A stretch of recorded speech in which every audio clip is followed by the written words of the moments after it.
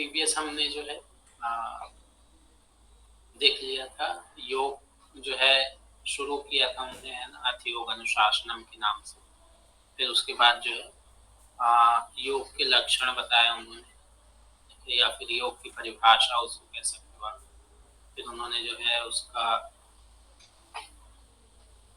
क्या उसका परिणाम होगा, अगर हम असंप्रज्ञात को प्राप्त होते हैं तो उसका क्या परिणाम है, ठीक है। अगर नहीं प्राप्त होते हैं तो क्या होता है। फिर उसके बाद जो है चित्त वृत्ति के बारे में बताया, फिर वृत्तियों के क्या क्या जो है लक्षण हैं, उनके क्या क्या भेद हैं, उसके बारे में डिस्कस किया। अब जो है आगे बता दें चित्त वृत्ति निरोध के बारे में, कि चित्त वृत्तियों का जो निरोध है वो किन किन माध्यमों से हो सकता है। तो ये समझने से पहले हमने जब फर्स्ट क्लास में थे तो उस टाइम पे हमने डिस्कस किया था उत्तम साधक मध्यम साधक वाला, है ना। तो उसी में से एक है आपका चित्तवृत्ति निरोध का एक उपाय, अभ्यास वैराग्याभ्याम तन्निरोध। अभ्यास और वैराग्य के माध्यम से क्या कर सकते हैं, उनका निरोध कर सकते हैं, ठीक है। ये आपका जो उत्तम लेवल के जो साधक हैं उनके लिए प्रैक्टिस बताया गया है। क्या कह रहे हैं, अभ्यास वैराग्याभ्याम तन्निरोध, मतलब तन निरोधा मतलब उनका निरोध। किसका निरोध, जो ऊपर डिस्कस किया चित्त वृत्ति, तो चित्त वृत्तियों का निरोध इसके माध्यम से अभ्यास वैराग्य के माध्यम से होता है। अभी आगे उसको डिटेल में बताएंगे क्या है अभ्यास, क्या वैराग्य। एक्सप्लेनेशन देख लेते हैं। चित्त की वृत्तियों का सर्वदा निरोध करने के लिए अभ्यास और वैराग्य दो उपाय बताए गए हैं। यही सेम जो है आपको भगवत गीता में देखने को मिल जाएगा, ठीक है। अभ्यास वैराग्य के बारे में उसमें भी जो है आपको एक जो योगी पर्सन होता है वो किस तरीके से मतलब अपने चित्त को बांधता है, अपने मन को बांधता है, तो उसके लिए बताता है ना। चित्त वृत्तियों का प्रवाह परंपरागत संस्कारों के बल से सांसारिक भोगों की ओर चल रहा है। उस प्रवाह को रोकने का उपाय वैराग्य है तथा उसे कल्याण मार्ग में ले जाने का उपाय अभ्यास, ठीक है। तो कहने का मतलब है कि जो हम सांसारिक भोग में जो हम अपना टाइम बिता रहे हैं, या फिर हमारी जो इंद्रियां हैं वो सांसारिक भोगों को ग्रहण कर रही हैं, तो उनको सबसे पहले क्या करना है, उनको रोकना है ना। तो रोकेंगे कैसे, वैराग्य के माध्यम से, ठीक है। विराग, है ना।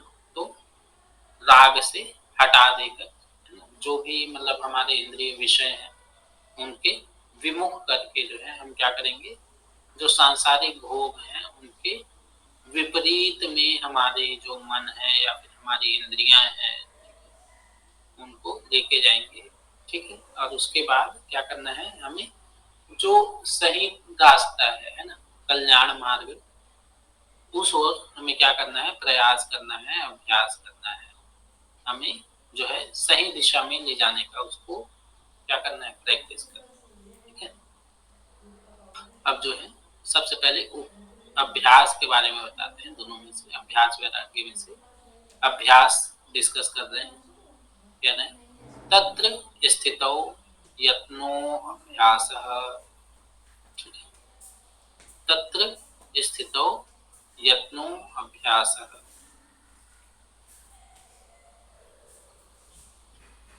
मतलब तत्र मतलब अभ्यास और वैराग्य दोनों में से एक को बता रहे हैं। उन दोनों में से स्थितौ मतलब कि स्थिरता के लिए, किसकी स्थिरता के लिए, चित्त की स्थिरता के लिए जो प्रयत्न करता है, मतलब कि जो हम चित्त को स्थिर करने के लिए जो प्रयास कर रहे हैं वो क्या है, आपका अभ्यास कहलाए।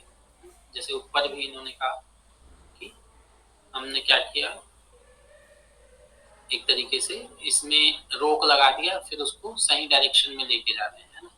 तो वैसे ही हम क्या कर रहे हैं, इसमें भी चित्त को स्थिर करने के लिए, मतलब कि हमारे सांसारिक भोग हैं उनमें न लगा के सही दिशा में लगा के उसको स्थिर करने का जो प्रयास कर रहे हैं वो क्या कहलाएगा? अभ्यास कहलाता है। ठीक है, जो स्वभाव से ही चंचल है ऐसे मन को किसी एक ध्येय में स्थिर करने के लिए बारंबार चेष्टा करते रहने का नाम अभ्यास है।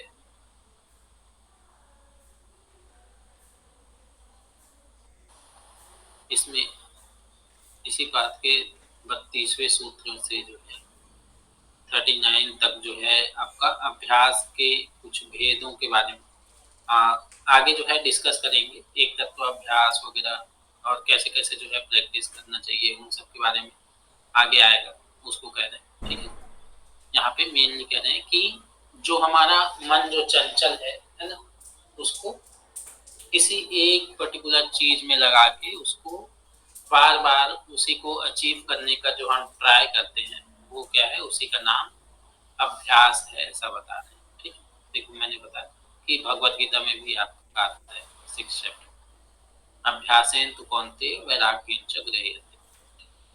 मतलब भगवान कृष्ण जो है वो अर्जुन को कह रहे हैं कि हे अर्जुन तुम क्या करो, अभ्यास अर्थात स्थिति के लिए बारंबार यत्न करने से और वैराग्य से मन में वश होता है, इसलिए इसका अवश्य ही प्रयास करना चाहिए। ठीक है,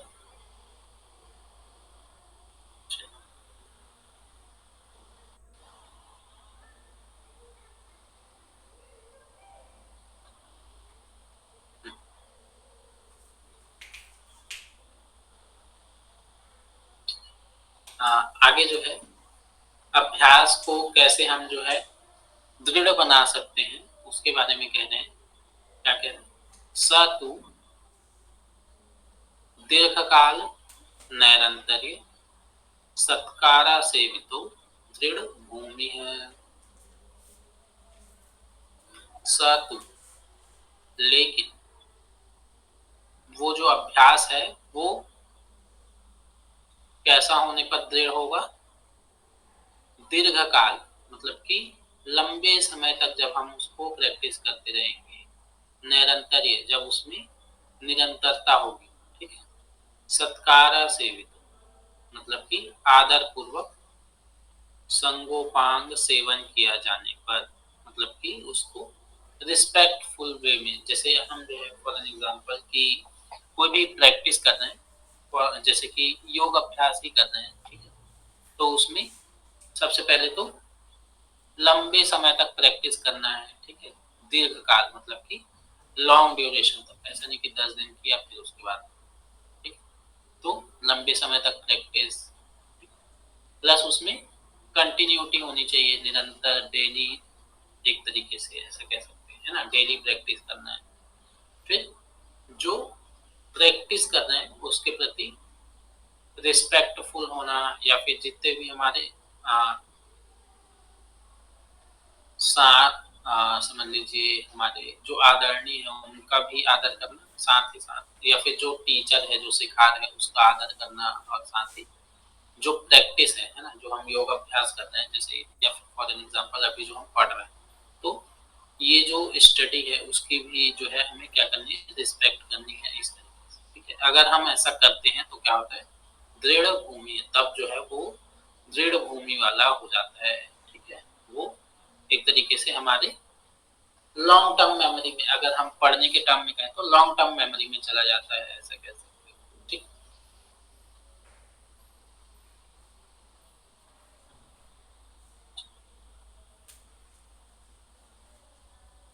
उसी को एक्सप्लेन करते हुए कह रहे हैं कि अपने साधन के अभ्यास को दृढ़ बनाने के लिए साधक को चाहिए कि साधन में कभी उकतावे नहीं, मतलब कि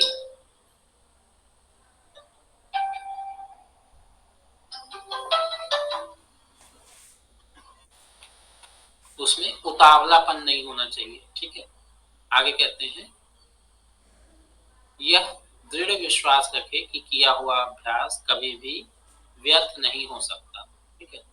हाँ, आपके अंदर जो है बिलीफ होना चाहिए। ठीक है। एक स्ट्रांग बिलीफ होना चाहिए कि हम जो प्रैक्टिस कर रहे हैं, है ना, वो कभी भी मतलब क्या होगा, वेस्ट नहीं जाएगा। ठीक है। जो भी किया है वो वेस्ट नहीं जाएगा, सही समय आने पे वो जो है फलित होगा।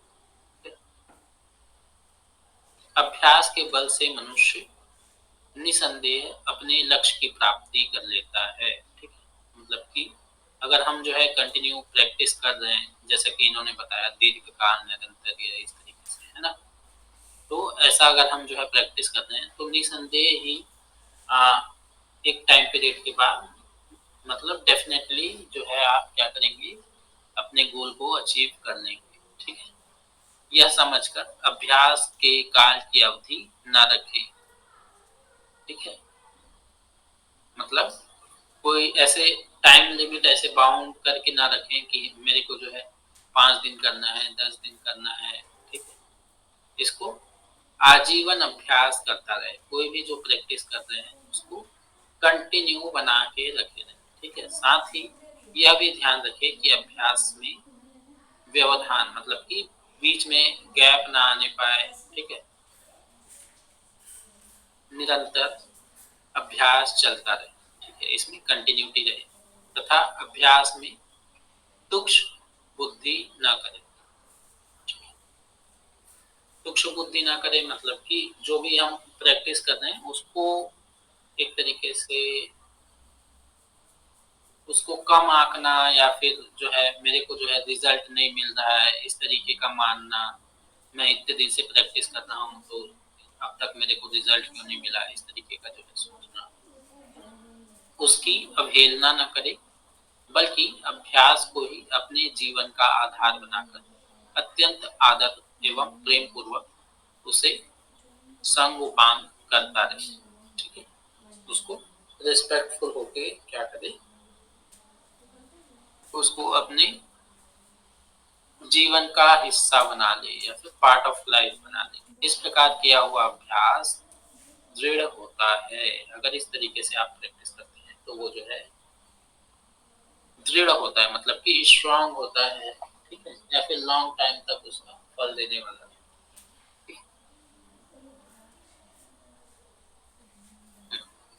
यहाँ तक इन्होंने अभ्यास के बारे में बता दिया। अब आगे जो है वैराग्य के बारे में कहना है। ठीक है। तो वैराग्य के जो है, वैसे तो बहुत सारे प्रकार मतलब तीन, कहीं कहीं पे 3 प्रकार बताते हैं, कहीं पे 4 प्रकार बताते हैं। अभी फिलहाल यहाँ पे दो प्रकार के बता रहे हैं। ठीक है। एक है पर वैराग्य, दूसरा है अपर वैराग्य। ठीक है। सबसे पहले बता रहे हैं अपर वैराग्य। ठीक है। अपर वैराग्य में कह रहे हैं दृष्टानुश्रविक विषय वितृष्णस्य वशीकार संज्ञा वैराग्यम। इसको वशीकार वैराग्य भी बोलते हैं, किसको, अपर वैराग्य को। ठीक है। दृष्टानुश्रविक विषय वितृष्णस्य वशीकार संज्ञा वैराग्यम।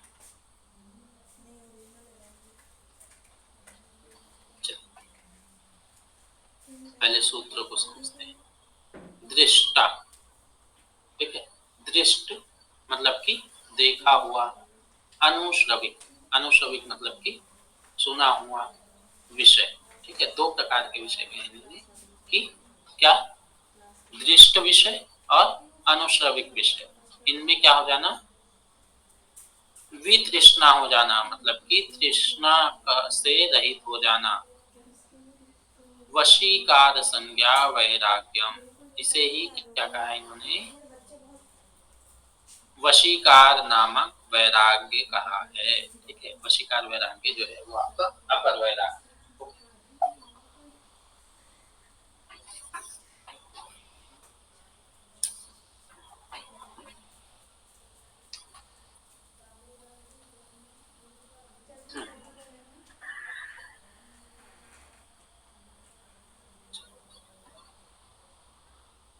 देखते हैं, अंतःकरण और इंद्रियों के द्वारा प्रत्यक्ष अनुभवों में आने वाली, मतलब कि जो भी चीज हमारे अंतःकरण से, मतलब कि मन बुद्धि चित्त अहंकार, ठीक है, इनसे या फिर इंद्रियों के द्वारा अगर प्रत्यक्ष अनुभव में आने वाले जितने भी प्रकार के भोग हैं, ठीक है, उनको क्या कहा इन्होंने, दृष्ट का।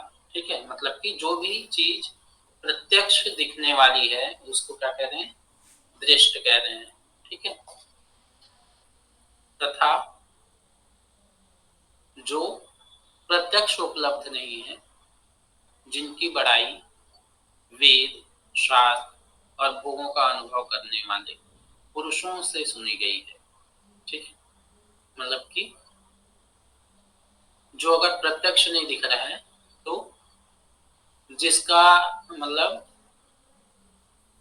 एक्सप्लेनेशन कह लीजिए या फिर उसके बारे में अगर कहीं पे पढ़ा हुआ है या फिर बोला हुआ है किसी ने, जिनने उनको एक्सपीरियंस किया है ना, वेद वगैरह में कहीं पे अगर एक्सप्लेनेशन आता है, शास्त्र में वो जिसने मतलब भोगों का अनुभव करने वाले पुरुष से, मतलब जिन्होंने अगर किसी ने एक्सपीरियंस किया है और वो अगर बता रहा है, ठीक है, तो ऐसे उसको क्या कहा इन्होंने, आनुष्ठविक, मतलब कि सुना हुआ विषय। तो सारा चीज इतने में कवर हो गया। अगर देखा हुआ है मतलब हमारे इंद्रियों के प्रत्यक्ष अनुभव में आया है या फिर अंतःकरण के प्रत्यक्ष अनुभव में आया है तो उसको हम क्या कहते हैं, दृष्ट। और जो उनसे बच गया वो क्या हो गया, आनुश्रविक, मतलब कि सुना हुआ कह सकते हैं। ठीक है,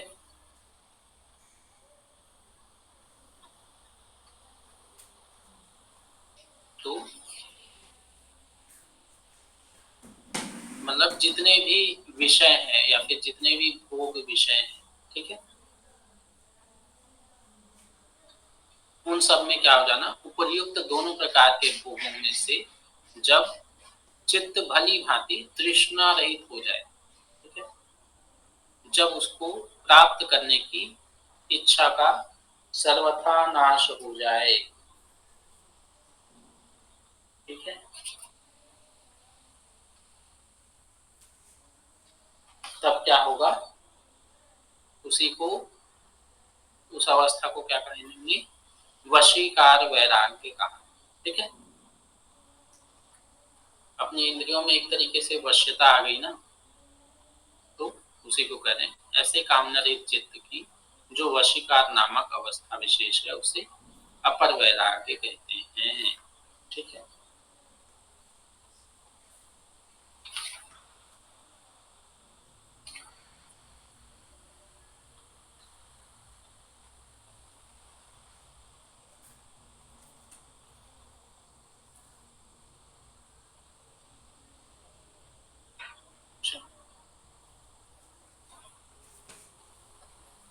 कभी कभी जो है वो आ जाता है कि आपका वैराग्य के जो चार प्रकार हैं वो कौन कौन से हैं। तो वैराग्य के जो है चार नाम कह लीजिए या फिर चार प्रकार कह लीजिए।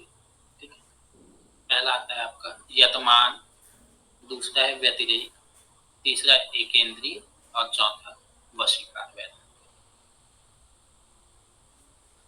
ठीक है,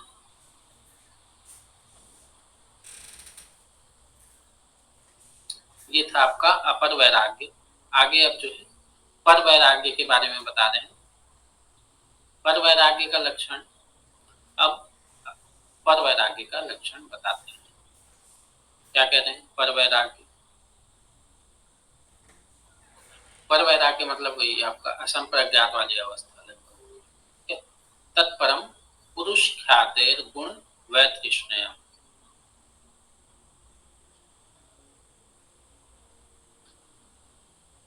अर्थात तत्परम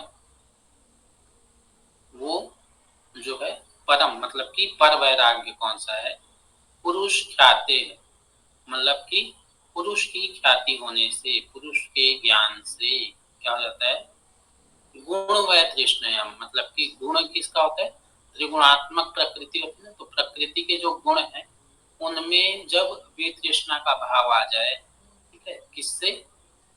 पुरुष ख्याति से, ठीक है, मतलब कि पुरुष का ज्ञान होने से जब प्रकृति के गुणों में वितृष्णा आ जाए, है ना, या फिर प्रकृति के गुणों में जब वैराग्य आ जाए तो हम उसको क्या कहते हैं? पर वैराग्य कहते हैं, ठीक है।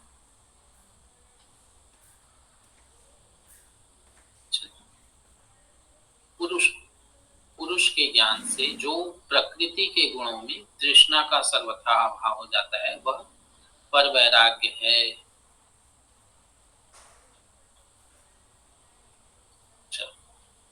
पहले बतलाए हुए चित्त की वशिका संज्ञा रूप वैराग्य से जब साधक की विषय कामना का अभाव हो जाता है और उसके चित्त का प्रवाह समान भाव से अपने ध्येय के अनुभव में एकाग्र हो जाता है। मतलब क्या है? जब हम जो है अपने, मतलब पहले इनने अपर वैराग्य कहा ना, तो अपर वैराग्य में क्या हुआ कि हम जो है अपनी इंद्रियों को या फिर अपने अंतःकरण को जो है क्या कर पा रहे हैं? विषय से रहित कर पा रहे हैं, है ना। हमने ऊपर कहा ना, यहाँ कामना से रहित हो गया ये चीज, ठीक है। तो हम क्या अब क्या कर पाएंगे? पुरुष का जो है ज्ञान कर पाएंगे, ठीक है, पुरुष ख्याति।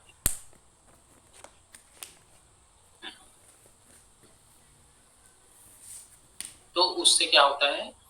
वो जो पुरुष है जिसने वशीकार वैराग्य कर लिया है तो वो आगे जब बढ़ता है ना, तो उसका जो चित्त है वो क्या होता है? उसके चित्त का प्रवाह समान भाव से अपने ध्येय के अनुभव में एकाग्र हो जाता है। मतलब कि जो ध्येय है, मतलब कि जो ध्यान करने योग्य है, जिस पर हम जो है ध्यान लगाते हैं, कह सकते हो,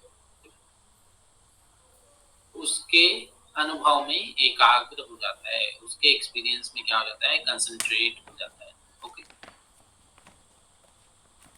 जैसे ध्यान की जो अवस्था होती है ना, उसमें ही कैसा हो जाता है आपका जो तत्र प्रत्यय एकतांता ध्यानम, तो जो एकतांता उसमें जो आ रही है ना, वो जो चित्त जो है वो एक तार हो जा रहा है, उसी तरीके का जो भाव है वो आपका इसमें आ जाता है, ठीक है।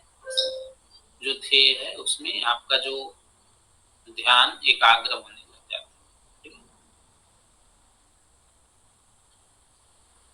उसके बाद समाधि परिपक्व होने पर प्रकृति और पुरुष विषय विवेक ज्ञान प्रकट हो जाता है।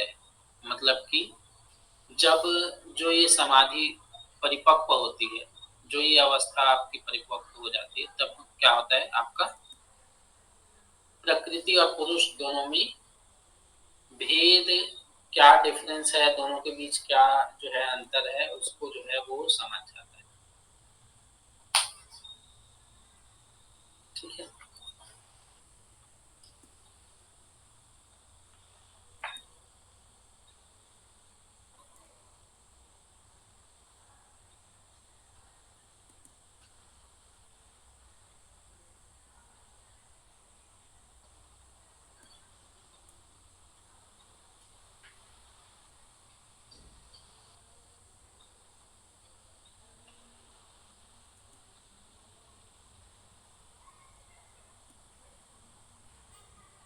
उसके होने से जब साधक की तीनों गुणों में और उनके कार्य में किसी प्रकार की किंचित मात्र भी तृष्णा नहीं रहती, जब वह सर्वथा आप्त काम निष्काम हो जाता है, ऐसी अवस्था राग रहित अवस्था को, ऐसी सर्वथा राग रहित अवस्था को पर वैराग्य कहते हैं। ये आपका पर वैराग्य के बारे में बता रहे हैं कि जब हम जो है क्या कर पा रहे हैं, जब पुरुष का ज्ञान हो रहा है तो उसके बाद जो है प्रकृति जो है, जो तीनों गुणों से युक्त है, उसमें हम क्या हो रहा है? तृष्णा से रहित हो जा रहे हैं। मतलब कि प्रकृति के जितने भी गुण है, मतलब जितने तीन ही गुण है, ठीक है, तो उनके जो जो कैरेक्टरिस्टिक्स हैं या फिर उनकी जो क्वालिटीज हैं, उनसे हम क्या हो रहे हैं? तृष्णा रहित हो जा रहे हैं, या फिर उनसे तृष्णा का अभाव हो जा रहा है, ठीक है। तो इसको क्या कहते हैं, पर वैराग्य जो है इसको कहते हैं।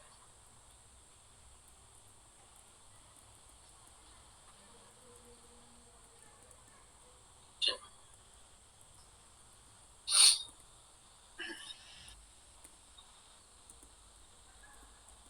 अब आगे जो है आपका संप्रज्ञात के बारे में बता रहे हैं। ठीक है, ये तो इनने ऊपर क्या किया, जो उत्तम लेवल के जो साधक थे उनका बता दिया इन्होंने कि भाई जो उच्च लेवल में जो साधक हैं, है ना, उन लोग इस तरीके से समाधि जो है पा सकते हैं या फिर निर्वीर समाधि को प्राप्त हो सकते हैं। इस प्रकार चित्तवृत्ति का निरोध का उपाय का वर्णन करके अब चित्तवृत्ति निरोध रूप निर्बीज योग का स्वरूप बतलाने के लिए उससे पूर्व की अवस्था मतलब संप्रज्ञात, अब उनका जो है चित्तवृत्ति निरोध हो गया, तो फिर अब जो है निर्बीज समाधि के बारे में बताने जा रहे हैं। तो निर्बीज समाधि बताने से पहले ये बताते हैं सबीज समाधि। सबीज समाधि जिसको हम जो है संप्रज्ञात समाधि भी कहते हैं, उसके बारे में बता रहे हैं, उसके भेद बता रहे हैं, मतलब उसके 4 टाइप्स यहाँ पे बताएंगे। वितर्क, विचार, आनंद, अस्मिता, अनुगमात, संप्रज्ञात। वितर्क, विचार, आनंद, अस्मिता, अनुगमात, संप्रज्ञात। ठीक है,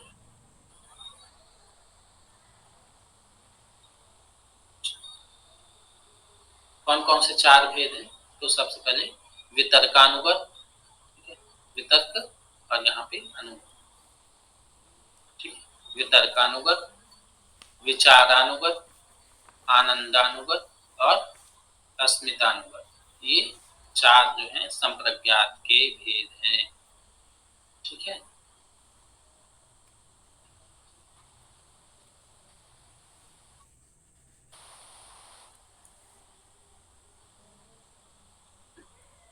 एक्सप्लेनेशन थोड़ा लंबा है, देखते हैं चलिए। संप्रज्ञात योग के ध्येय पदार्थ 3 माने गए हैं।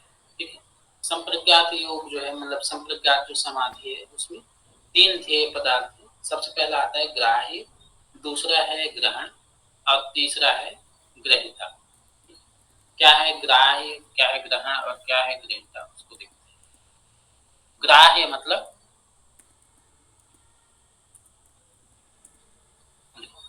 ग्राह्य में क्या आ रहा है, इंद्रिय के स्थूल एवं सूक्ष्म विषय, मतलब कि जिनको ग्रहण किया जाए। ठीक है, तो जिनको ग्रहण किया जाना है वो क्या है, आपके ग्राह्य कहलाएंगे। ठीक है, इंद्रियों के जो भी स्थूल एवं सूक्ष्म विषय हैं वो सब क्या है, ग्राह्य। दूसरा है ग्रहण, मतलब कि जिसके माध्यम से इन विषयों का भोग होना है। ठीक है, वो क्या हो गया आपका ग्रहण हो, जैसे कि इंद्रिय के माध्यम से और अंतःकरण के माध्यम से। ठीक है, और तीसरा है ग्रहिता। ग्रहिता में क्या है, बुद्धि के साथ एक रूप हुआ पुरुष, मतलब कि प्रकृति। ओके,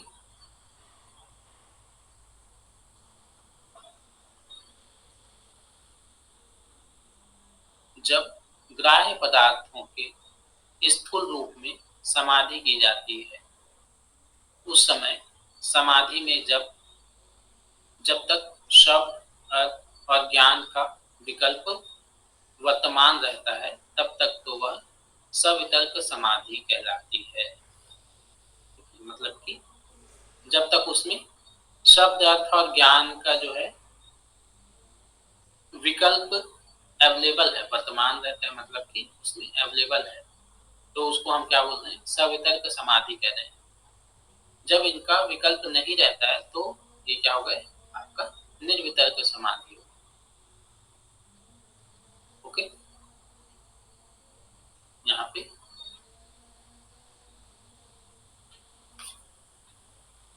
सबसे पहला बता रहे हैं वितर्क का अनुगत। तो वितर्क में दो बता रहे हैं, सवितर्क और निर्वितर्क। ठीक है, अब सवितर्क के लिए कह रहे हैं जहाँ पे शब्द अर्थ और ज्ञान का जो है विकल्प अवेलेबल हो। ठीक है, तो वो जो है आपका शब्द अर्थ ज्ञान के बारे में डिटेल में समझेंगे आगे और आएगा ही। चलो,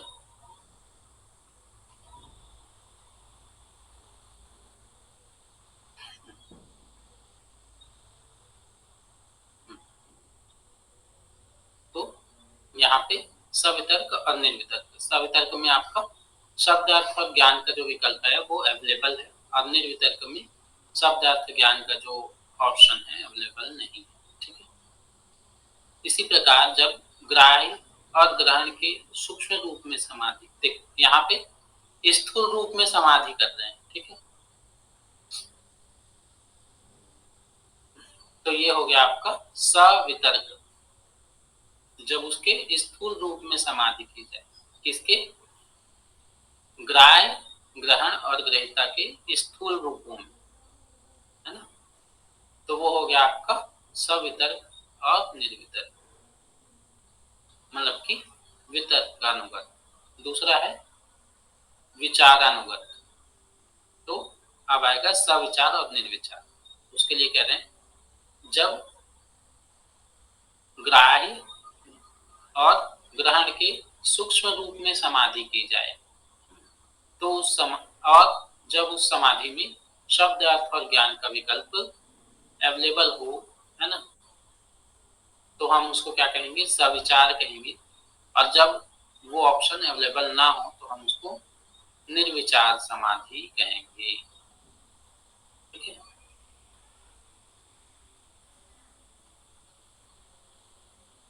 जब निर्विचार समाधि में विचार का संबंध तो नहीं रहता, परंतु आनंद का अनुभव एवं अहंकार का संबंध रहता है, तब तक वह आनंदानुगत समाधि कहलाती है। चारों को डिफाइन कर रहे हैं। सबसे पहले इन्होंने कहा कि तीन विषय बताए पहले, है ना, यहाँ पे तीन ध्येय बताए ना संप्रज्ञात में, कि ग्राह्य, ग्रहण और ग्रहिता। तो हाँ, सबसे पहले आया आपका सवितर्क, है ना।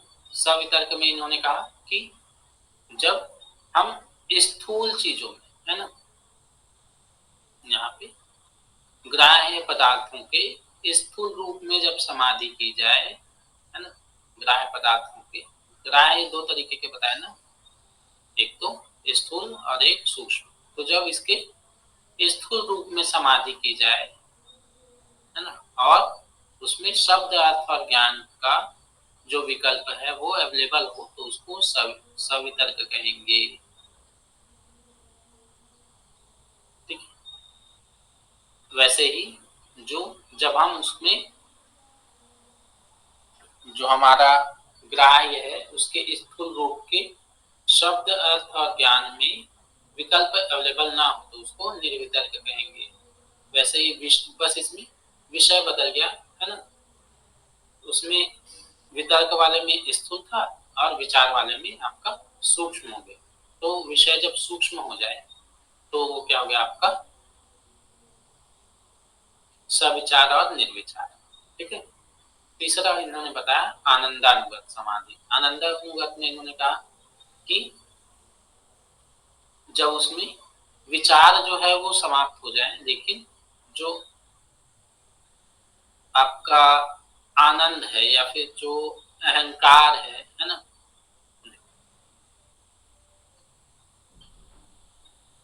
यहाँ पे है जब निर्विचार समाधि में विचार का संबंध ना हो, परंतु आनंद का अनुभव और अहंकार का संबंध रहे, तो वो जो है आनंदानुगत समाधि है।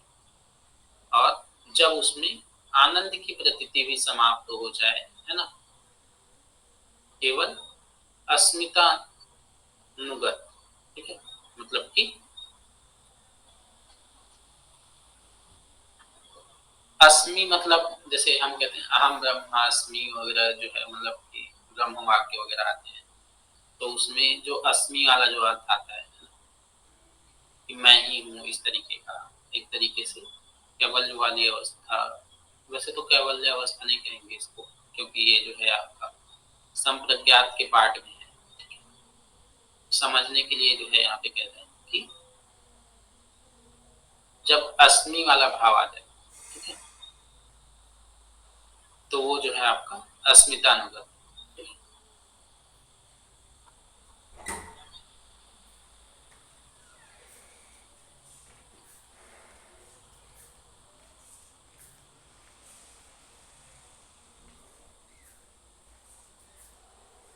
ठीक है, विराम प्रत्यय भाव प्रत्यय जो है आगे कल देखेंगे। आज जो है यहीं तक रखते हैं।